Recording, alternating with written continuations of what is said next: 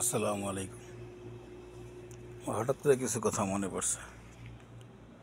1980 70-এ যাদের জন্মগ্রহণ হয়েছে, যারা জন্মগ্রহণ করছে,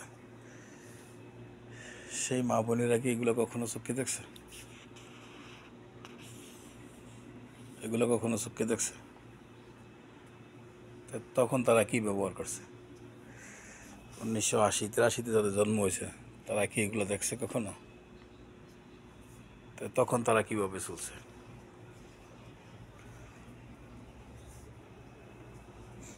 1980-83-তে যাদের জন্ম হয়েছে, তারা কি এই দুধ কখনো দেখছে? এই জিনিস কখনো দেখছে? বা তখন তো কখনো খাইছে তারা? আমার তো মনে হয় না।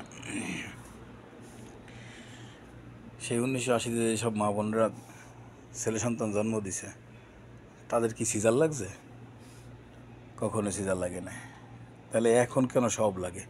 এই সব কিছুকে এখন কেন এই বর্তমান ছেলে মেয়েদের জন্য লাগে? সে 1980, 82, 79 যাদের জন্ম, তাদের কেন লাগে না এগুলা?